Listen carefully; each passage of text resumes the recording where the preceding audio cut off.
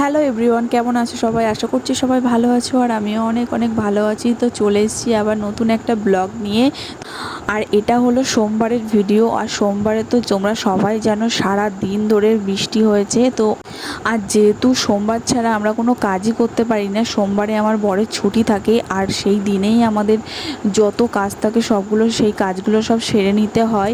আর যেহেতু সকাল থেকে বৃষ্টি হচ্ছে, বুঝতে পারছিলাম না যে আদৌ বেরোতে পারবো কিনা, কিন্তু সন্ধেবেলা দেখলাম বৃষ্টিটা আর হচ্ছে না আর হাওয়াটা দিচ্ছিল, কিন্তু তাও আমরা বেরিয়ে পড়েছি যে না, কাজগুলো সব করে আসতে হবে যা যা দরকার আছে। তো ফার্স্টেই দেখো বরের জন্য ব্যাগের দোকানে চলে এসেছি। ও তো বলছিল যে আমি নেব না। হ্যাঁ, ওর ব্যাগটা কিন্তু খারাপ হয়ে গেছে, মানে ও ডেলি প্যাসেঞ্জারি করে, অফিসে যায়। তো ওর ব্যাগটা প্রচণ্ড পরিমাণে খারাপ হয়ে গেছিলো, ছিঁড়ে টিড়ে গেছে, প্রচণ্ড খারাপ অবস্থা।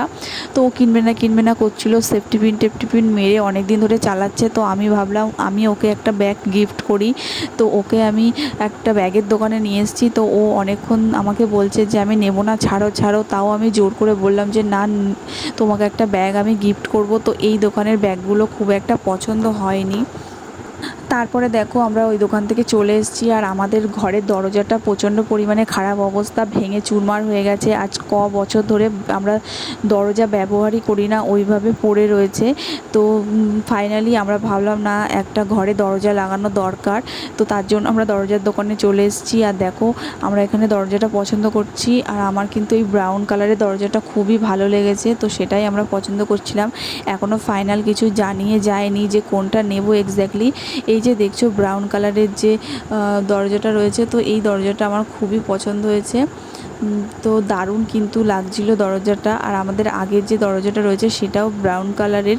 তো ভাবছিলাম যে ওই ফ্রেমের সঙ্গে ভালো ম্যাচিং হবে, কারণ ফ্রেমটা খুবই ভালো রয়েছে, পাল্লাটা একেবারে ভেঙে হয়ে গেছে। তো সেই ভাঙার ঘটনা যদি তোমাদের সঙ্গে এখন বলতে থাকি, তো প্রচুর লম্বা একটা কাহিনী রয়েছে। তো যাই হোক, ওই দোকান থেকে তো আমরা চলে এসেছি পছন্দ করে। তারপরে নিয়ে চলে আসলাম আরেকটা ব্যাগের দোকানে। তো এই ব্যাগের দোকান থেকে আরও কিছু ব্যাগ ও বার করে দিল। তো ওকে বলছিলাম যে না, তোমাকে একটা ব্যাগ নিতেই হবে। তো জোর জবরদস্তি করে আমি ওকে একটা ব্যাগ কিনে দিয়েছি। আর আমার মাথায় কিন্তু অন্য একটা প্ল্যান ঘুরছে, কারণ ওকে আমি কিছু একটা দিচ্ছি মানে তার বিশেষ একটা কারণ রয়েছে। তো ওকে আমি একটা ব্যাগ গিফট করব আর ওর থেকে আমি আরও ভালো একটা জিনিস নিয়ে নেব।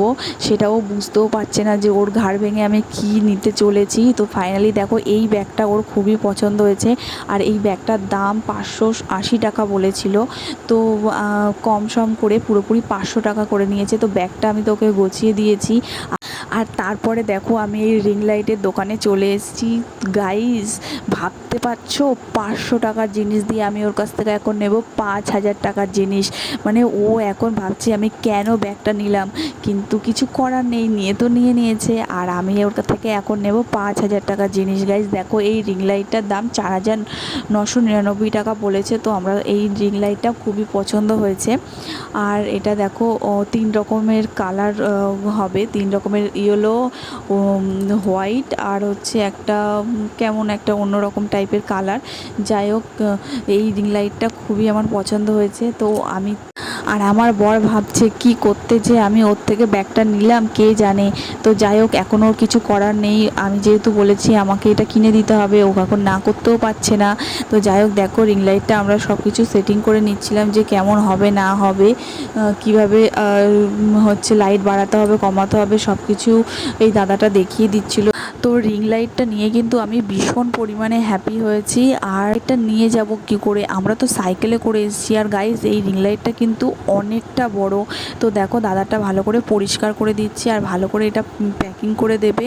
কিন্তু আমরা যেহেতু সাইকেলে করে এসেছি আর আমি এই বাক্সটাকে কিভাবে যে নিয়ে যাব বাড়িতে, সেটাই আমরা বুঝে উঠতে পারছিলাম না। আমরা ভাবলাম যে কিছু করার নেই, এটাকে আমার মাথায় করেই নিয়ে যেতে হবে। তো তারপরে আমি দেখো মাথায় করে নিয়ে হাঁটা শুরু করে দিয়েছি। আর আমাকে না পেছন থেকে আমার বর বলছে যে তোমাকে দেখে সবাই পাগল বলবে, দাঁড়াও।